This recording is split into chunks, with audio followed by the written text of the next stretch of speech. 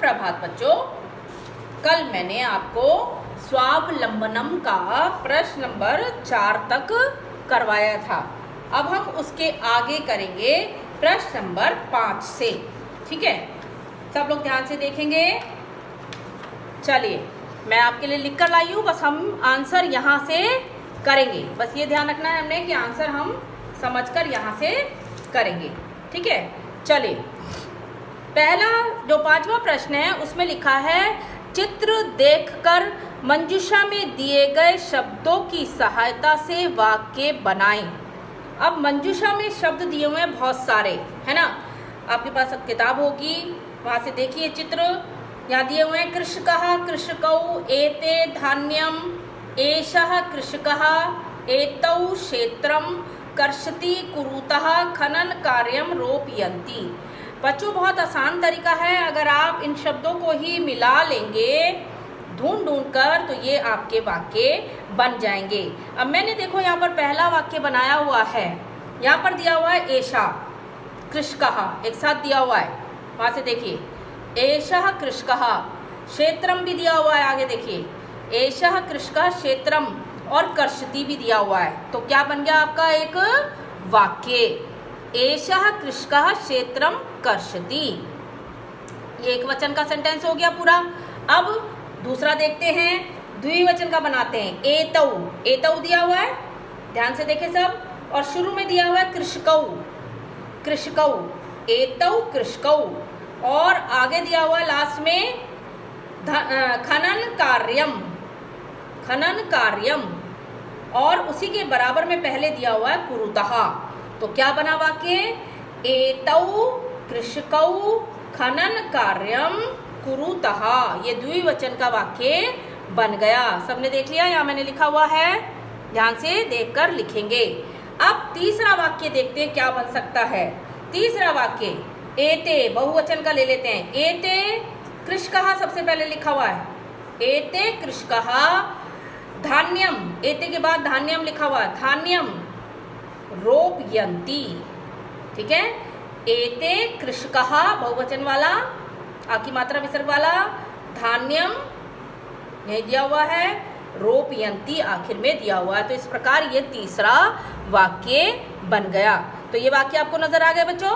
पहला वाक्य है, एषः कृषकः क्षेत्रम कर्षति, एतौ कृषकौ खनन कार्यम कुरुतः, एते कृषकः धान्यम रोपयन्ति। तो इस प्रकार तीनों वचनों के वाक्य यहाँ पर बन गए। ठीक है, चलिए, अब हम यहाँ पर कुछ समयवाचक अंक दिए हुए हैं, समय, उनको हमने शब्दों में लिखना है। अब समयवाचक शब्द अंक हैं, जैसे कि समय में मैं आपको थोड़ा सा ऐसी बता दूं कि जब हम संस्कृत में बोलते हैं साढ़े, साढ़े मतलब 7:30, 10:30, साढ़े, ठीक है, 10:30 कहते हैं हम हिंदी में। ठीक है, उसको हम कहते हैं सार्ध, साढ़े को कहते हैं सार्ध। पौना, पौना मतलब 10:45, उसको हम कहते हैं पादोन, पादोन। सवा, सवा मतलब 10:15, जो सवा होता है 10:15, उसको हम कहते हैं सपाद। और जो सीधा नंबर होता है 12, 1, तो वो वही नंबर जो होता है 12 मतलब द्वादश वादनम, एक, एक वादनम। ठीक है, हर एक के बाद वादनम जरूर लगता है, ये बात ध्यान रखें। चलिए, अब हम करने जा रहे हैं, यहाँ पर देखकर उसका उत्तर। जैसे कि 7 बजे हैं, मैंने अभी बताया जो नंबर होता है वो सप्त वादनम। सब देख रहे हैं, 2:30 बजे, 2:30 बजे मतलब 1:30, मैंने बताया था 1:30, साढ़े, है ना, सार्ध द्विवादनम, द्वि मतलब 2, 2:30 बजे वादनम। ठीक है, 11, 11 मतलब एकादश, एकादश वादनम।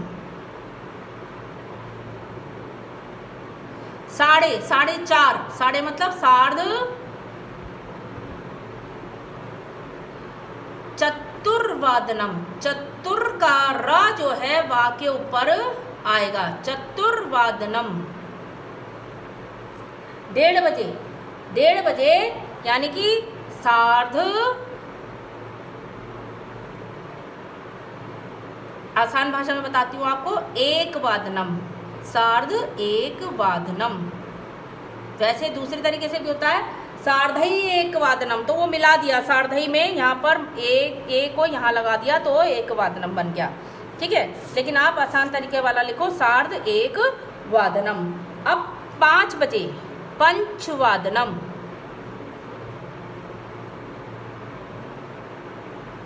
3:30 सार्ध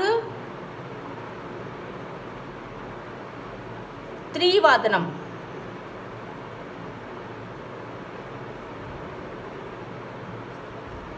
फिर 9 बजे, 9 है ये, नववादनम।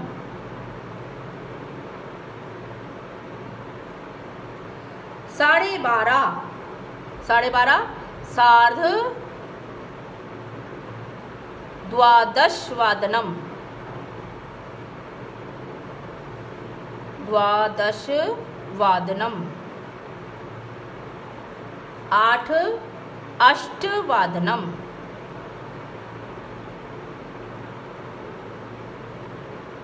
7:30 सार्ध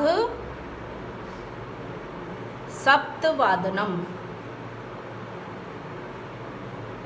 ठीक है बच्चों, ये आपको समझ में आया? तो धीरे धीरे हम आपको व्याकरण में भी सिखाएंगे समय तालिका, तो उसके अनुसार आप सीख लेंगे। अब हम करने जा रहे हैं बच्चों प्रश्न नंबर 7। प्रश्न नंबर 7 में मंजूषा में कुछ शब्द दिए हुए हैं, इनमें से ढूंढकर हमें यहाँ पर लिखने हैं, ठीक है। ये ऐसे चीज़ें हैं जो पक्की बातें हैं, है ना, इनको हमने समझकर यहाँ भरना है। डैश ऋतवः भवन्ति, ऋतुएं कितनी होती हैं बच्चों? कितनी ऋतुएं होती हैं? हमारी ऋतुएं होती हैं षड ऋतवः। फिर मासः डैश भवन्ति, महीने कितने होते हैं हमारे पूरे साल में? 12 के लिए आएगा 12। एकस्मिन् मासे डैश अथवा डैश दिवसः भवन्ति, एक महीने में कितने दिन होते हैं? कभी 30 होते हैं और कभी 31 होते हैं। तो हम क्या लिखेंगे? एकस्मिन् मासे 30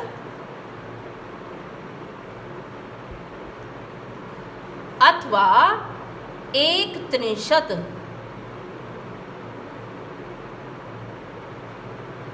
दिवसः भवन्ति, ठीक है। फरवरी मासे सामान्यतः डैश दिनानि भवन्ति, फरवरी महीने में सामान्यतः कितने दिन होते हैं? ज़्यादातर 28, तो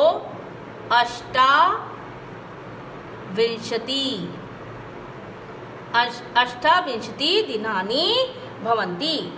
मम शरीरे डैश हस्तौ स्तः, हमारे शरीर में, मेरे शरीर में कितने हाथ हैं? हमारे कितने हाथ हैं? हस्तौ द्वौ, 2 हाथ हैं, ठीक है बच्चों। तो ये अभ्यास मैंने आपको पूरा करा दिया। आपको मैंने कॉपी में शायद प्रश्न नंबर 4 दिया था, ठीक है। अब आप कॉपी में प्रश्न नंबर 5 और प्रश्न नंबर 6 भी करेंगे, प्रश्न नंबर 5 और प्रश्न नंबर 6 भी करेंगे। फिर मैं आपको इसमें से एक छोटा सा अभ्यास कार्य दूंगी, अतिरिक्त अभ्यास कार्य नेक्स्ट क्लास में, ठीक है। अभी आप इसका जो काम मैंने दिया है वो आप करेंगे, ठीक है बच्चों। धन्यवाद बच्चों।